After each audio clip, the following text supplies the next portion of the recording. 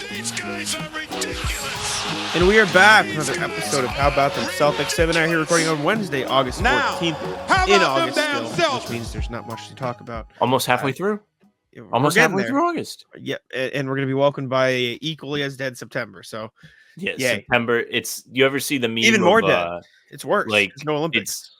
It's the guy, and it's like anxiety and depression coming up to him, and then some guy gives him a hug, and then actually just suplexes him. That's September. Yeah, cooked. At least we had the Olympics this month. Next month we've got nothing. We got nothing going on. But we'll have training camp towards the end because they have to go to Abu Dhabi. So you're right. Last week they start a little earlier than everybody else. We'll have something, I suppose. But until then, you've got us, and we'll be there. But we did get a little bit of Celtics news, so we can start there. The NBA released its in-season tournament, now called the Emirates NBA Cup, which is just the NBA Cup. Had to make schedule. some money off it. NBA Cup, much better name than the in-season tournament, in my opinion. Yes. Just also, what sucks? Before what, you go first. The merch we got from Vegas also in-season tournament on it. Never gonna sell that merch again. So yeah. Actually, where's my hat? Kind of exclusive. Now I just need to lose a little weight to fit into my sweatshirt. Right there. Should I wear my in-season tournament hat for the show today? If you'd like to. My question is, how did you not NBA Cup's not some elaborate name? How was this not thought of last year? It's a hard name. Well, we're gonna make an in-season tournament, and we're racking our brains, and we're like, we can't think of anything. And then you're like, oh, the NBA Cup. You're telling me nobody in the NBA's stratosphere could have thought up the NBA Cup last year, so we could have just had the consistent thing from the basis. From what happened is they were thinking of names, and the first name they thought of was in-season tournament, so they went with that. And now the second name they thought of is NBA Cup. So they could change again next year? Maybe next year they're going to think of a name that's simple, but a little bit more creative. Like as the years go on, they'll just start to reshape it a little bit more. Or they should get a rip off the NCAA and call it like November Madness or Winter Madness or something stupid like that. Maybe they call it Back to Basketball Tournament. The Back to Basketball Tournament. Yeah. Maybe the thing is the Emirates NBA Cup, over under 3.5 years before different company sponsors the cup. I bet you could look it up. I'll say over. Let's see. Emirates sponsor NBA Cup. I think it just says NBA unveils. It doesn't say anything about like a contract. Because the Emirates FA Cup has been called the Emirates FA Cup since I can remember. They'll probably keep it on board. But anyways, like I mentioned, like everybody else, the Celtics got their schedule. It is as follows. I thought I was lagging. I thought that was you breathing, not like rubbing your hands because I was on a different tab and I freaked out. Sorry. It's all right. I was just I frantically tabbed back into what I was going to. Tuesday, November 12th versus the Hawks. Tuesday, November 19th against the Cavs. Friday, November 22nd at the Wizards. Friday, November 29th at the Bulls. And on top of that, the full NBA schedule releases today as you're listening to this at 3 p.m. Eastern. So you'll have the entire Celtics schedule ready to roll. Excuse me, later in the day. I got hiccups. The Celtics group is terrible. That's right. Celtics group is really bad. The best part about this layout of games is Cleveland is the only other team in the group that made the playoffs last year. Mm-hmm. They get to play them at home in Boston. So essentially, if you had to put the crystal ball in use and predict, you would predict that both Boston and Cleveland beat Atlanta, Washington, and Chicago. So, in theory, the group deciding game will be played in Boston. Now, they still have to win those other games. That's the thing. They do have to win, and they have to beat these other teams, and they can't fuck around. And they won't have Porzingis for this. Don't forget, he's going to be out, and he won't be back probably till this all wraps up. Actually, definitely until this all wraps up. So it's easy. It's a lovely group to be placed in, but they still need to go out and win the games. I'm excited for this. I loved it last year. I was in from the very beginning when they announced it, and we found out that the games are actually going to mean something towards the regular season record. I was in. I liked the way that it kind of put an emphasis on the point differential. Watching the Celtics have to essentially cover a 23-point spread against the Bulls to move on to the knockout rounds last year was one of my favorite moments of the season. The Celtics fouling Andre Drummond up 30 points so they can continue to try and balloon their lead was cinema. I can't wait to see it all again this year. If I had to predict the Celtics group, I would say probably the Celtics come out on top, Cleveland second, Atlanta 3, Chicago 4, Washington 5. But Chicago and Washington are going to be two of the worst teams this year. Chicago and Washington are going to be really bad. I think Atlanta's going to be pretty bad as well. No DeJounte Murray, so there's that. The Celtics should win their group.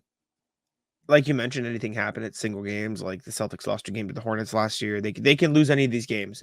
You don't really know what's going to happen, but they have, which we'll go over like the full groups later on in the show.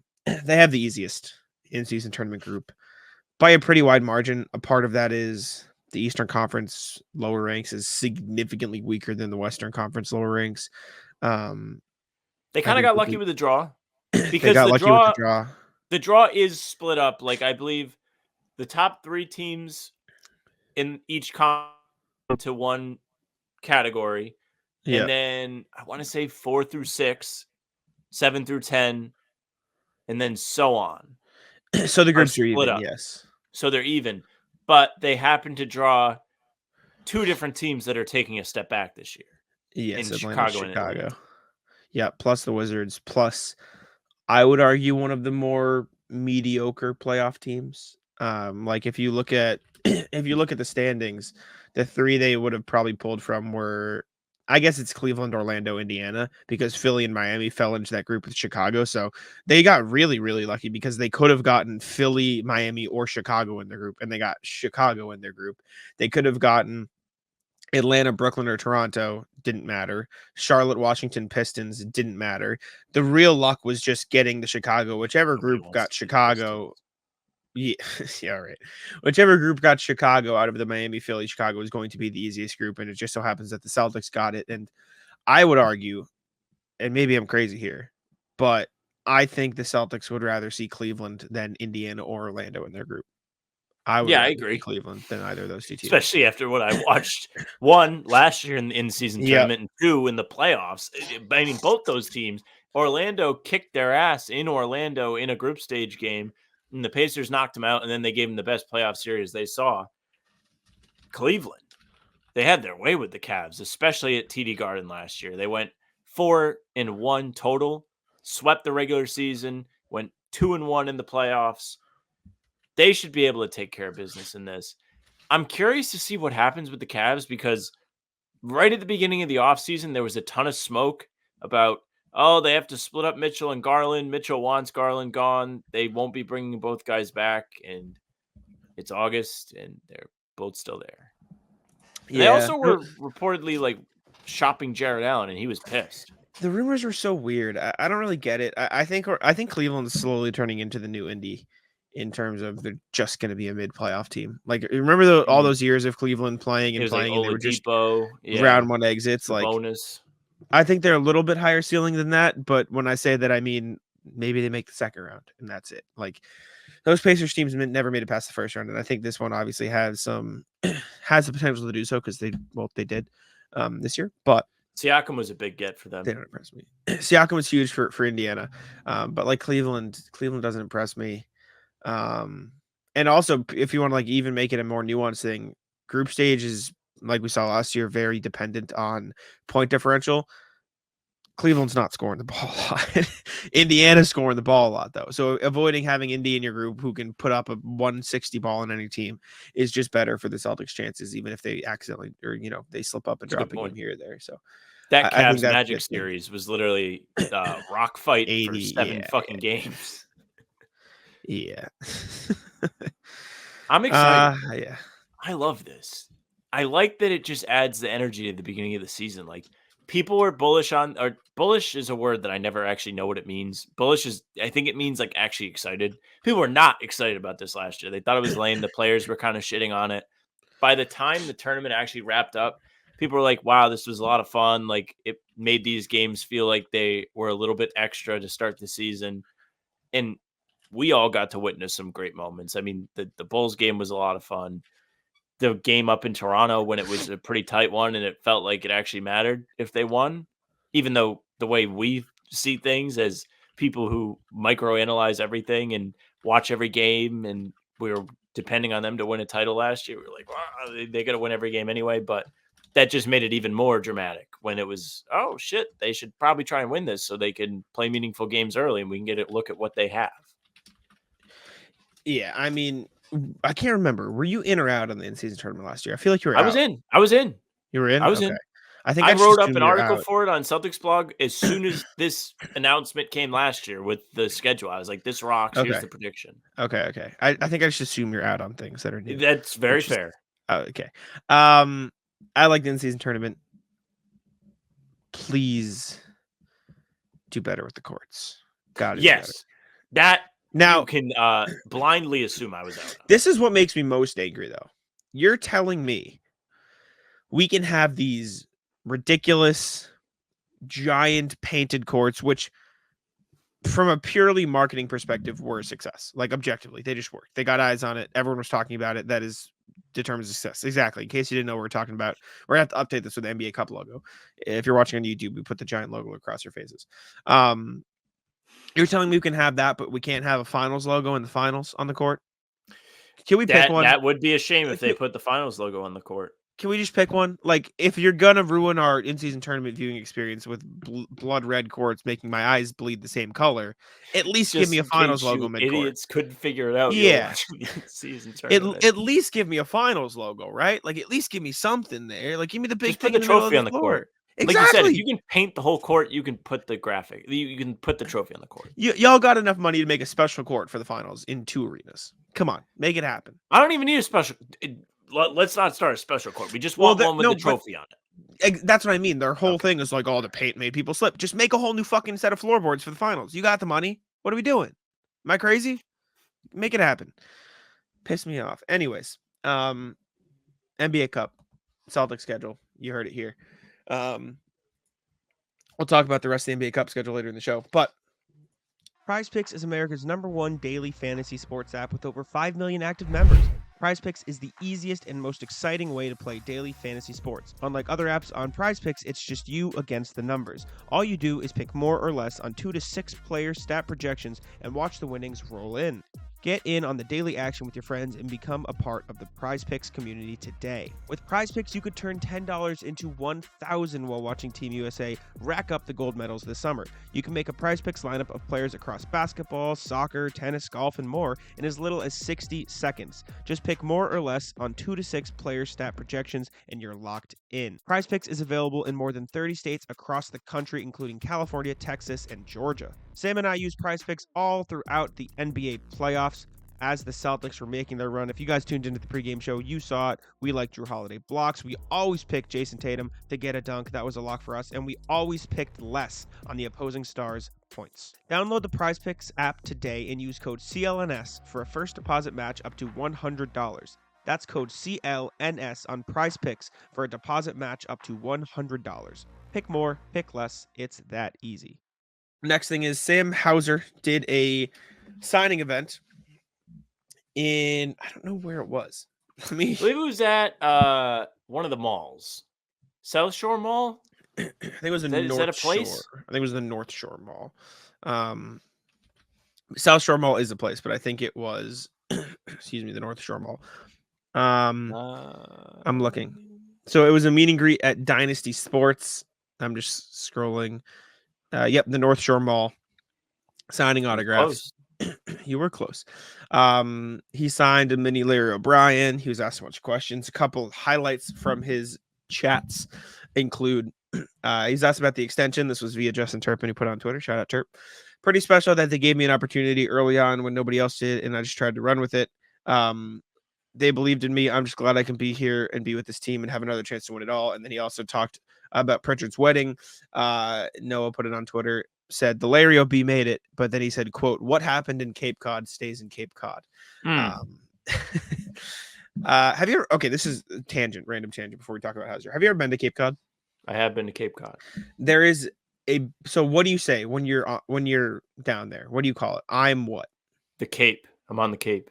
On the Cape. Okay, that's a big point of contention. I learned this in college. I had a friend from the Cape, and contentious. Well, phrase? listen. She said very clearly, it's not on the Cape, it's in the Cape.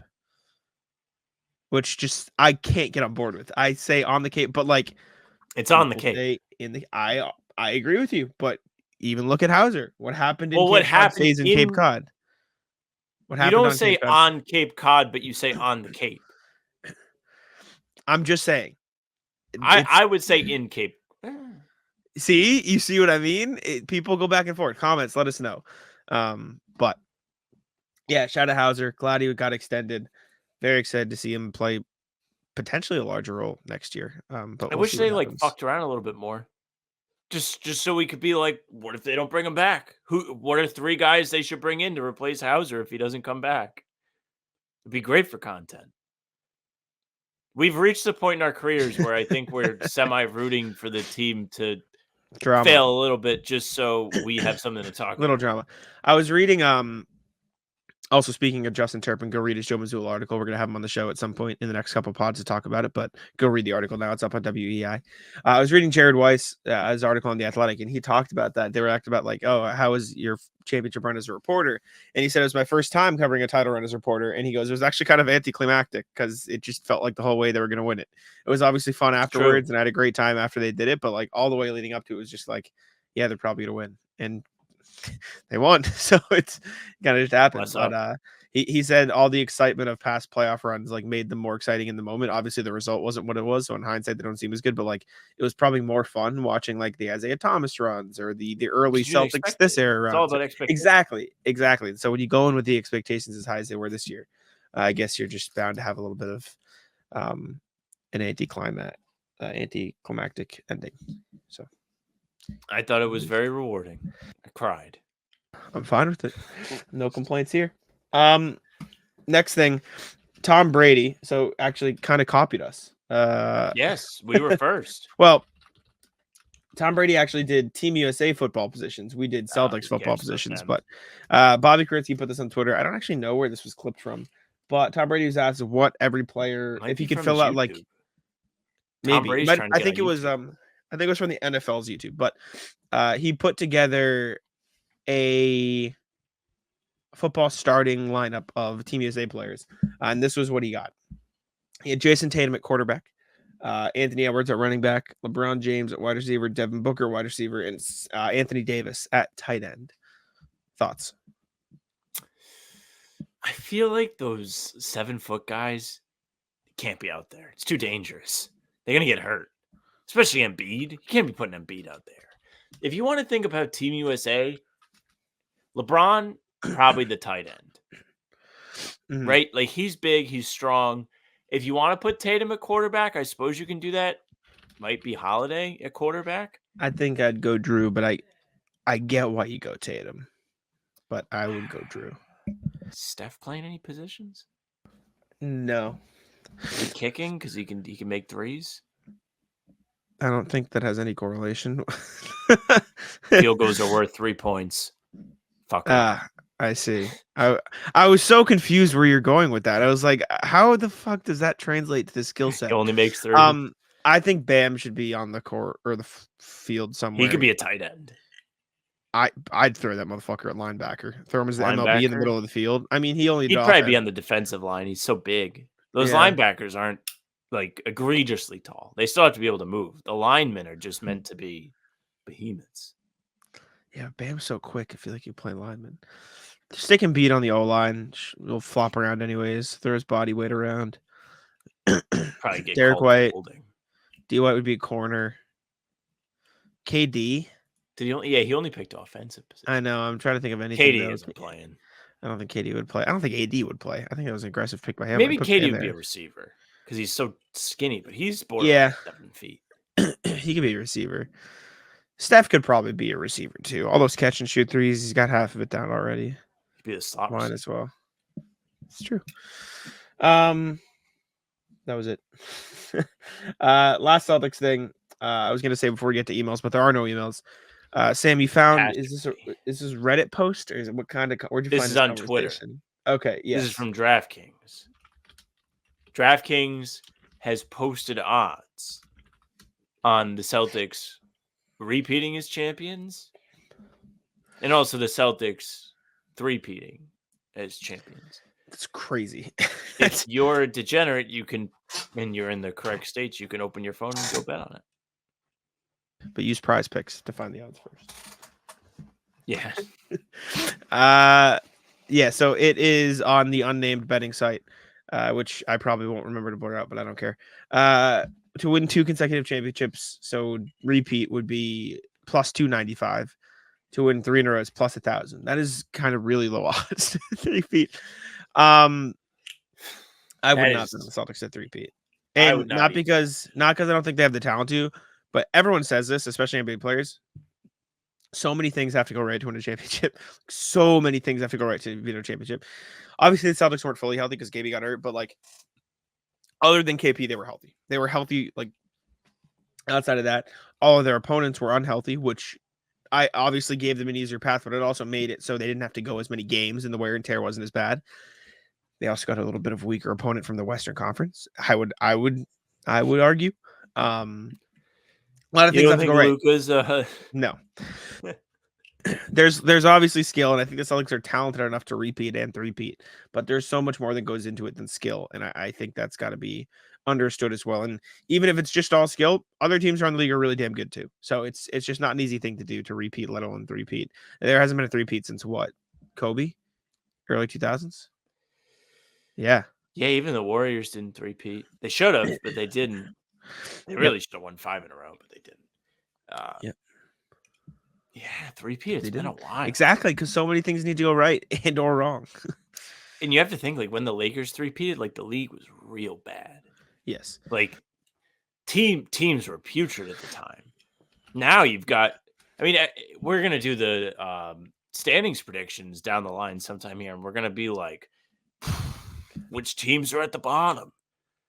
Because there's a case for just about every team to be like, well, what if this happens? And then they kind of get hot, and then they make their way into the play-in or whatever. Like, I mean, the play-in being there does make it so you can deem more teams having a successful season. But like, even those Lakers teams, it was Shaq and Kobe averaging 30 apiece, and then Derek Fisher at 13, Rick Fox at 10, Horace Grant at 35 years old, Robert Horry off the bench playing 24 minutes, Brian Shaw. Depth wasn't really a thing. It was if you had stars, you win. And those motherfuckers had Shaq averaging 30.4 points, 15.4 rebounds, 3.2 assists, and 2.4 blocks in 16 playoff games. It's pretty damn good. It's pretty damn good. They swept the first 3 rounds and went 5 in the finals in 2001. And that's because the first round was only a 5-game series at that point. So I mean, they could three-peat. They are talented enough to, but I don't think they will because there's too much other talent in the league. You need so much to go right. And this Porzingis thing puts a wrench in it, and so does Horford. Like their front court at especially the center spot is the biggest question mark out of all of it. They have done everything they can front office wise, extending their guys, making sure everyone's here for the long run. I forget who said it. It might have been in the Weiss article where it was just like, yeah, like the front office clearly is committed to trying to keep this going. Like it's not just a 1-year window. They believe they have 4 or 5 years or whatever it is. And that's true. But the players' bodies may not think that they have that much time. Like Drew Holiday's getting older. Derek White's going to be 30 this year. Brown and Tatum are, believe it or not, approaching 30. They're only like 26 and 27, but they're getting, kind of. You know, they'll be 30 eventually. But Porzingis so will Pritchard, so will Shireman. So I know. I was busting balls. Just bring up But you'll be 30 soon. Yeah, shut the fuck up. With Porzingis, like he's already in his 30s. That's a guy that is not only he's about to be 30. No, he just turned 29 actually, August 2nd. So you've got a year. You've got a year. Well, Young as fuck. Chill out on him. Respect. All right. Well, as he gets into his 30s, I'm sure these injuries aren't going to go away. No, didn't you hear? There's a new pill going around that you take it, and once you're 30, no more hurt, no more hurt, no more hurt. Is it Ozempic? Fuck, you know it already, man. No, yeah, I just so much needs to go right to repeat, let alone three-peat. I get the bet because they're a really good team, and the fact that they're even putting these odds out. I mean, there were probably these odds for the Nuggets last year too, because everyone thought they were just going to be a dynasty, but you just really never know what's going to happen. I will say the Celtics have committed to their team better than last year's Nuggets team did. Yeah, the Nuggets lost 2 key guys right away. They let Bruce Brown and Jeff Green go. The thing about the Celtics, Brown and Tatum are going to keep getting better.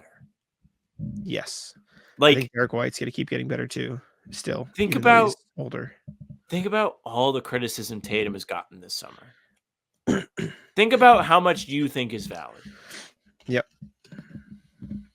That may become a smaller and smaller percentage of the criticism being valid.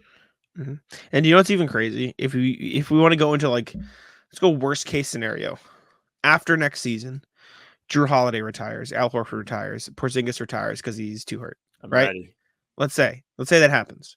You still have a lineup with Derek White, Jaylen Brown, Sam Hauser, Jason Tatum, and then you'll figure out the big man position. You got Tillman. But that is still 2 all-stars, a borderline all-star, Sam Hauser, elite role player, Peyton Pritchard, elite role player off the bench, and then you've got a bunch of guys who you've thrown some trust in to come off the pine at the big man position. You've got Shireman, and you've got some room to work with because goddamn, you'll have some money to spend if that happens. You know what I'm saying? The Celtics are in a phenomenal spot, even if and when Horford and or Drew Holiday or Porzingis combusts, right? They're doing pretty good with Jason Tatum, Jaylen Brown leading away, and Derek White looking pretty damn good at 28 years old. The funny 30 thing years about old. all Oh my this, God, Derek White's older than Porzingis. Derek White's 30. Holy shit. Okay. Oops. They are just prepared to the back line, all the way down the bench. They're prepared. Yep. There's a next man up for probably just about any scenario. These motherfuckers got a next man up for Peyton Pritchard. That's what I mean.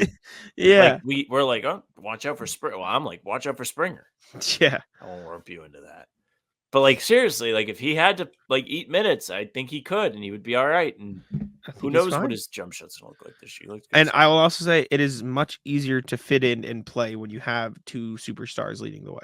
It's easier for anybody to play in that sort of system, that sort of role. So I think they'll be just fine. He was at the wedding studying how Pritchard's going about his life. He's the understudy. He's getting ready. All right.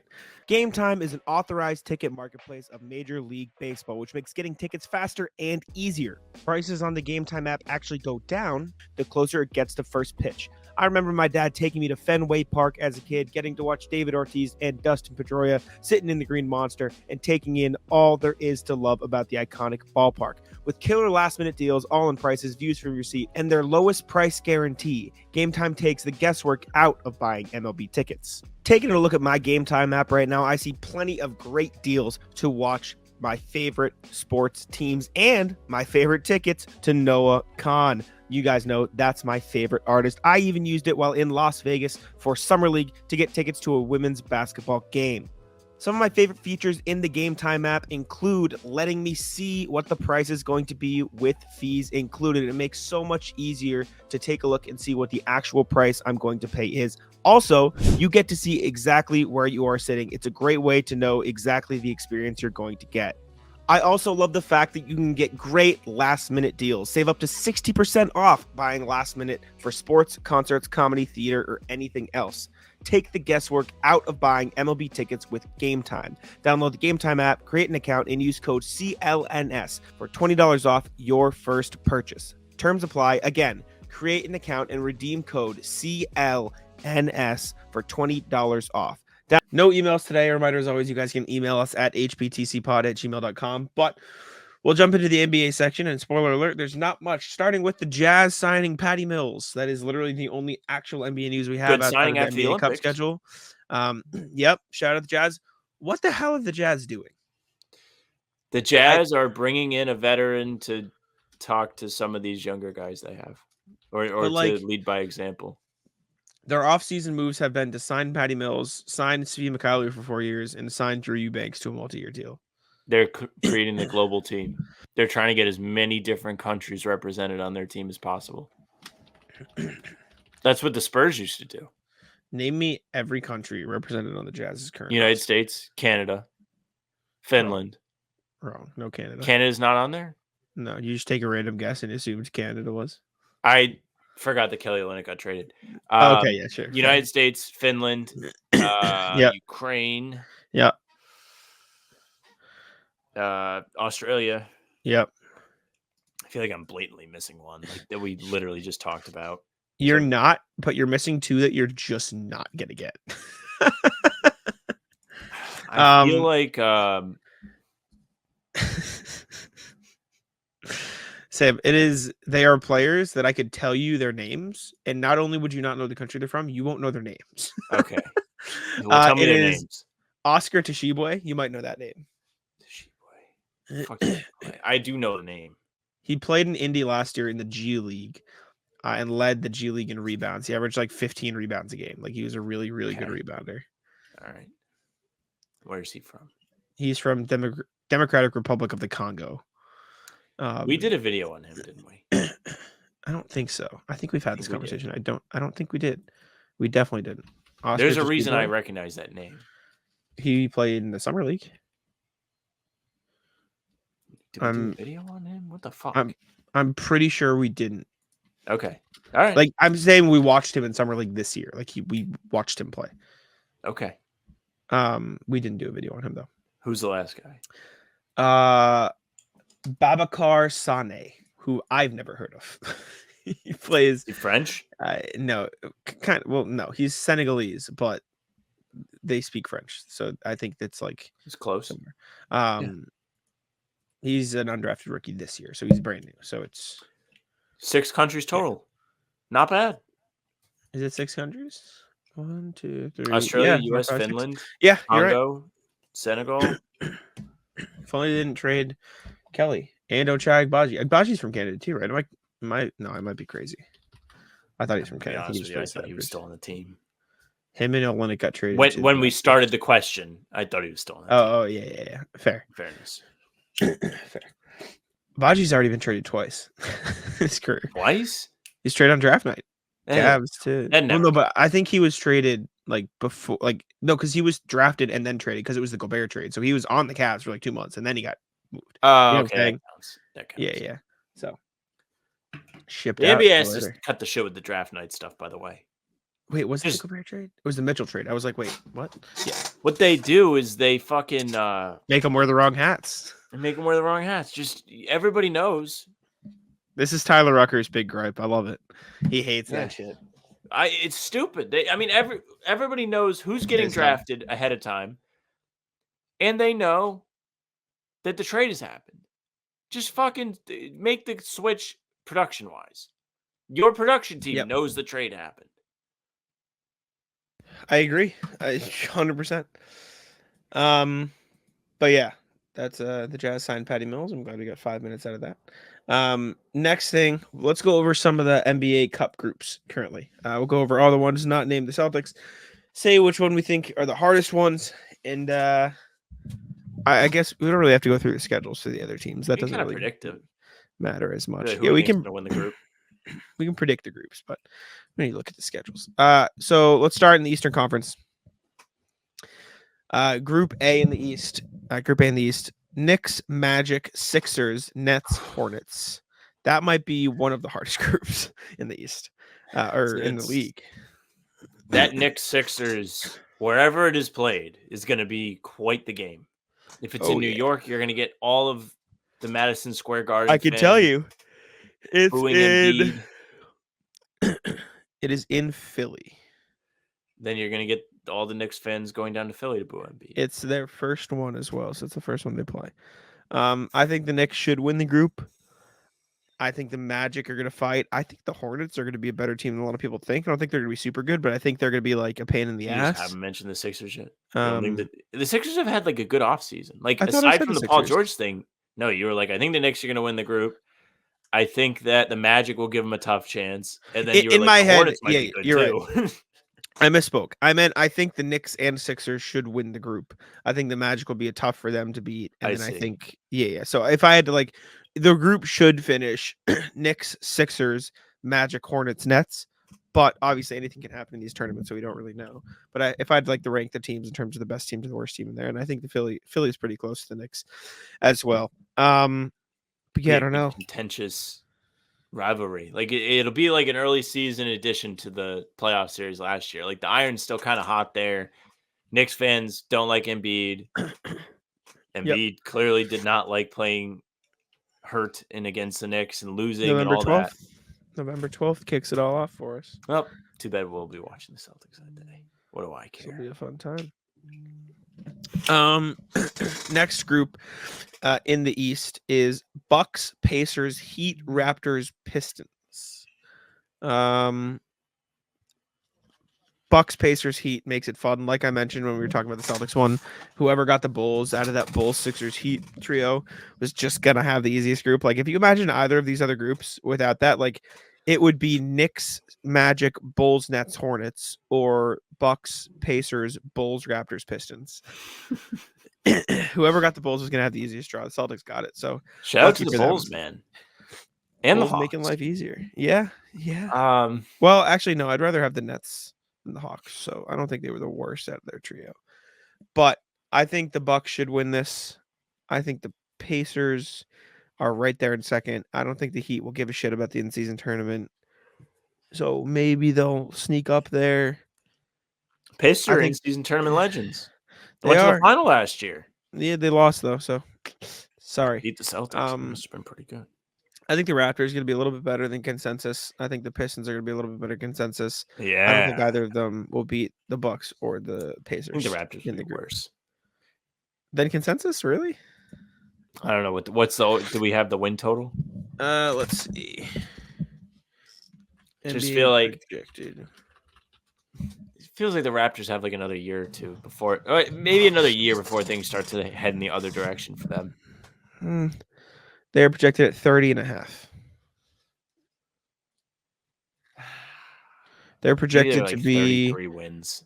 Yeah. I just think I like Darko as a coach. I think he's good. I think he's fine. I like RJ Barrett. Did they ever get their fucking pizza party? I don't know. Remember that? Yeah, 3 wins in a row. Like if they win 3 in a row, that we're gonna have a pizza party. But they have a competent roster, man. Like they're gonna roll out a starting lineup of Emmanuel Quickly, probably Bruce Brown to start the year, RJ Barrett, Scotty Barnes, Kelly Olynyk, and then you've got or Pirtle, yep, and then probably Pirtle, then Kelly Olynyk off the bench, Davion Mitchell off the bench, who they're taking a chance on, Grady Dick, who had a great second half of the season after horrendous first half of the season last year. OJ Abaji, like they're not amazing. They're not a good team, but I do think they will be a better team than consensus. It's just a matter of what direction they take and if RJ Barrett can step up, because I think RJ Barrett's a pretty good player still. But But have their first round pick this year because they got Pirtle. They're not the smartest.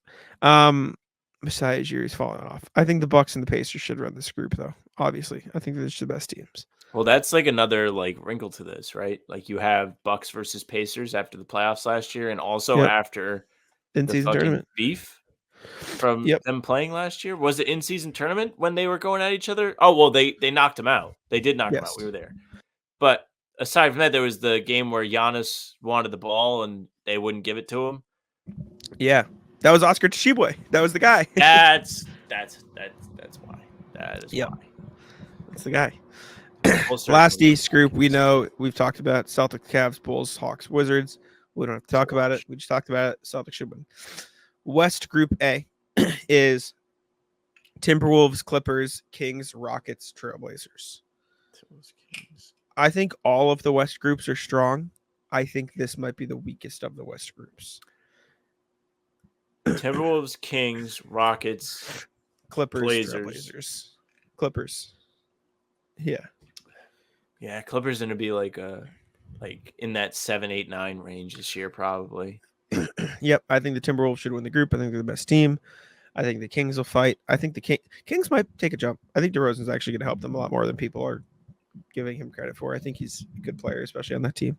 I think the Probably Rockets are going to be all right. very similar to the Bulls before, like they really, like when they got the 6th seed that year. Like that's the Bulls team. Yeah, sure. Yeah, I'm in, and I think they'll be a little better than that. I think Sabonis is better than any player that Bulls team had on their roster, and I think De'Aaron Fox is too. Fox is a good player. Sabonis is a good numbers guy. I think Sabonis He's fine. He's fine. He's the best player on the team. He's the best player on the team. Yeah, 100%. Sabonis on a much smaller scale and without as good of a shooting touch or defense does what Jokic does. He doesn't have any shooting. He doesn't shoot threes. Exactly, and that's why he's not Jokic. If he could shoot threes, he'd be Jokic.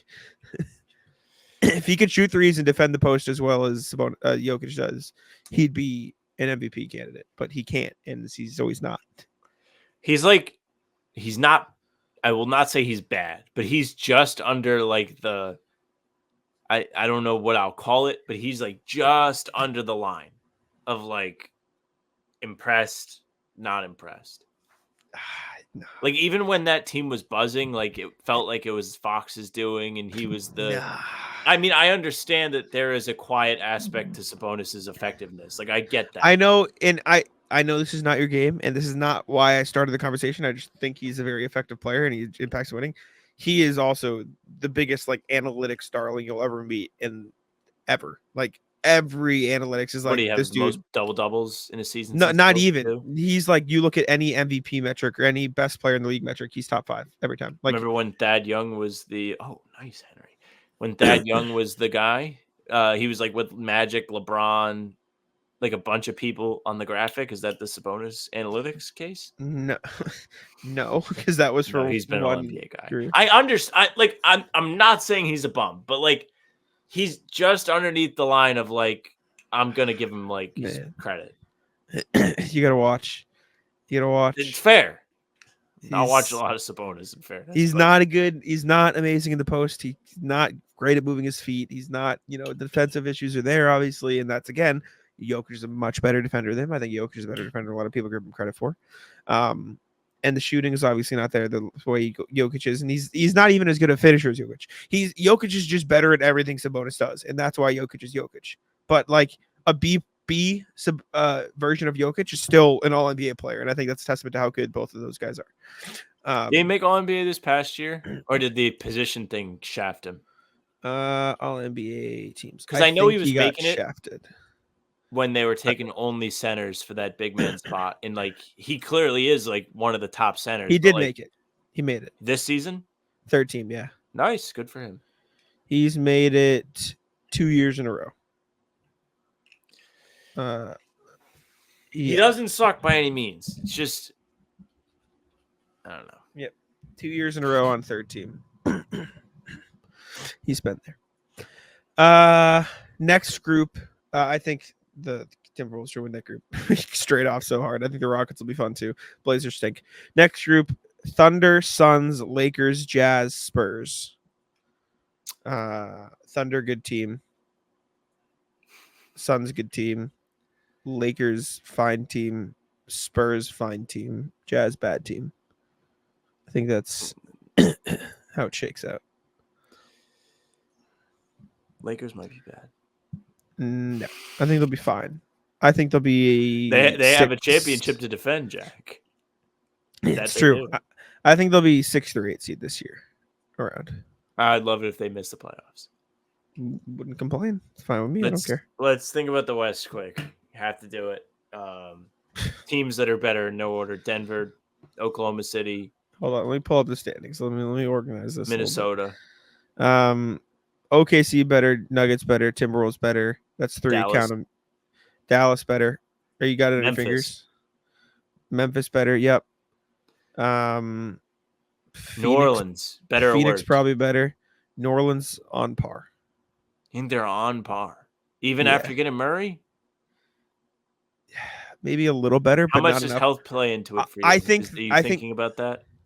partially, I think they're better, but in the same tier, if that makes sense. Like I'd put them in the Okay. 6 to 8 tier as well. Yeah, all right. Like if I had to shape my Western Conference right now, I'd put OKC, Denver, Minnesota, Dallas in that top What tier. about the Kings? I'd put Phoenix and Sacramento in that next Okay. tier, and then I'd put like the Lakers, Pelicans, Warriors, Rockets, the Grizzlies. I'd put in the Sacramento tier with the chance to Okay. move up to the Phoenix tier. Okay. So maybe realistically, instead of 6 through 8, that's more like a 7 through 10. Like I think it'll be a playing team. I'll leave it there. I think the Lakers will be a playing team next year. I wonder if Houston takes a step forward this year. I think they'll be a playing team. I think they'll be. They a were playing close team. last year. They got hot there at the end of the season.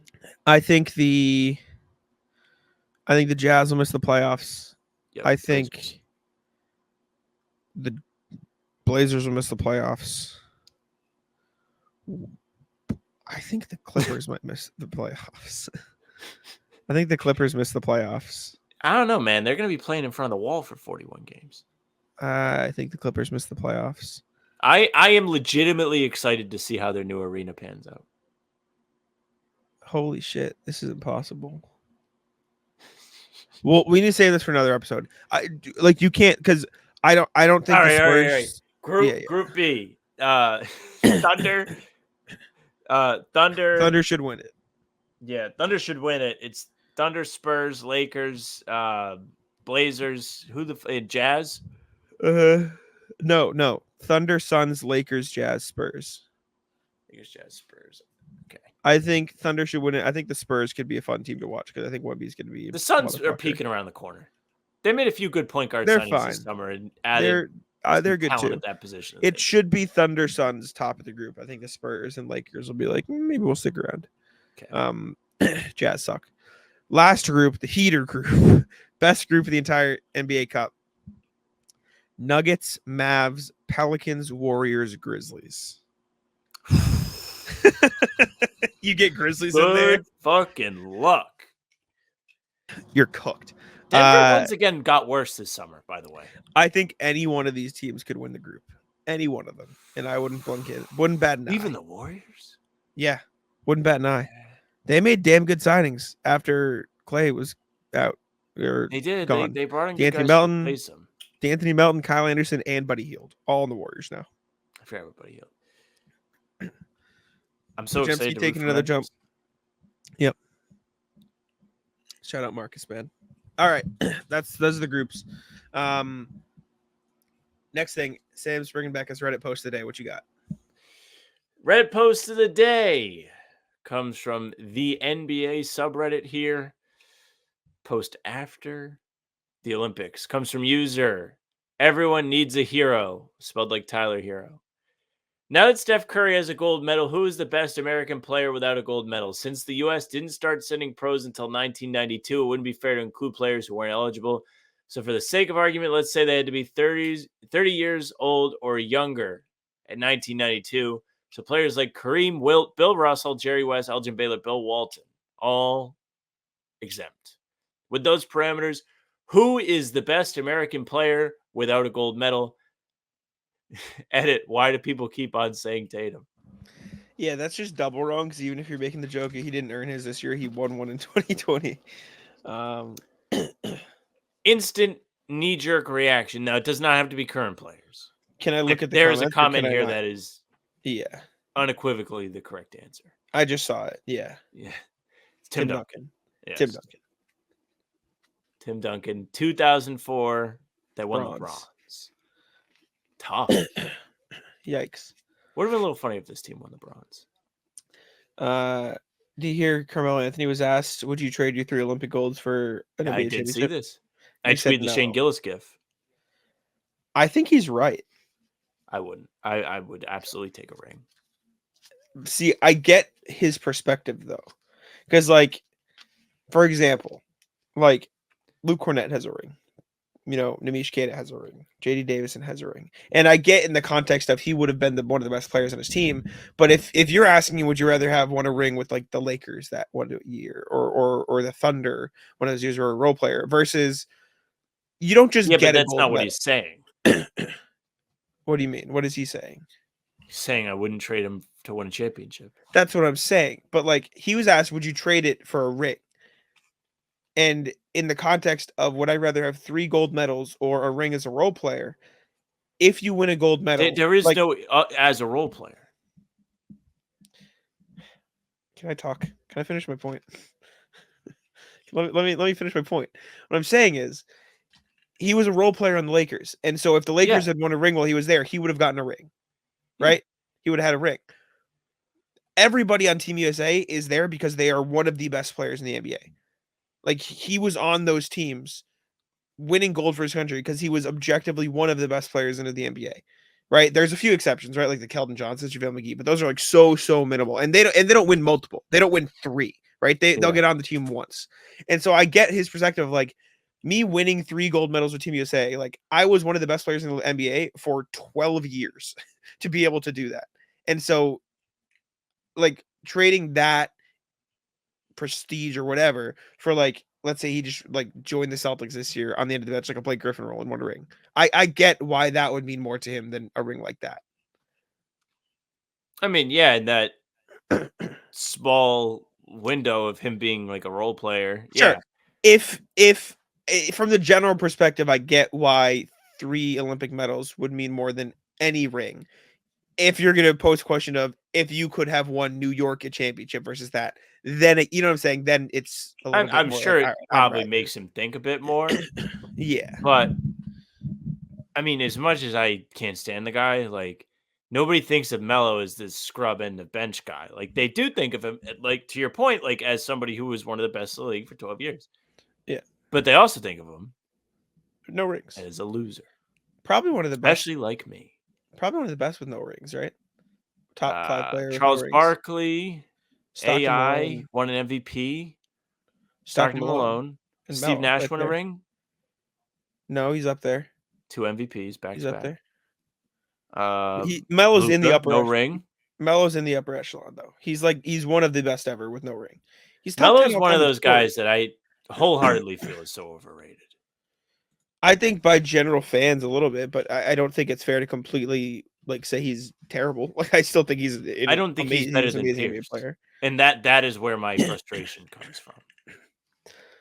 I don't either. Yeah, I agree with you, but I feel like most all-time lists would have Pierce above Melo.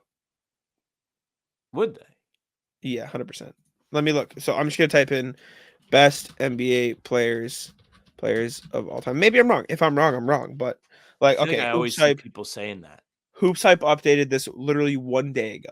Okay, they put up a new 25 players of all time. LeBron is number 1, by the way. Let's see. Paul Pierce. It's gonna lack credibility. Pierce is 51. Where's Melo? 50. You're right. Okay. Yeah. Okay. Sure. Yeah. You know, he's not better than right. Pierce. He never won. Not. You're right. He won what? 5 playoff series? Yeah. No, you're right. That is wild. Having him above Pierce is crazy. I agree. And having editing Jack here. So Sam and I both got kicked out of the StreamYard room at this point. I'll leave it in briefly for the YouTube crowd to understand what happened. We came back like 2 minutes later and recorded the rest of the pod, but it didn't record. The StreamYard room just didn't record everything else we talked about. I can tell you what we talked about. We talked about some more stuff about the NBA Paul Pierce ranking stuff. We debated whether or not certain players should be over Pierce, James Harden, Russell Westbrook. We talked about how Nikola Jokic being so low on the list was crazy, with guys like Chris Paul above him. We got into the rat list, stuff like that. Sam told a story about brunch and getting screwed on his french fries. I told a story about moving my sister into college, which she's probably very happy won't actually see the light of day now. But apologies, the conversation got cut off. Maybe we'll retell the rat list stories next pod, but you got all the Celtic stuff, so we're just really sorry it got cut off. There's nothing we could really do, unfortunately. So I just came here to tell you what happened. Appreciate y'all for tuning in. Make sure to leave a like, subscribe to How About Them Celtics on YouTube and on Spotify and Apple. You can follow me on Twitter at Jack Simone NBA. You can follow Sam on Twitter at Sam LaFrance NBA. That's it for us. Bye. Tic-tac-toe.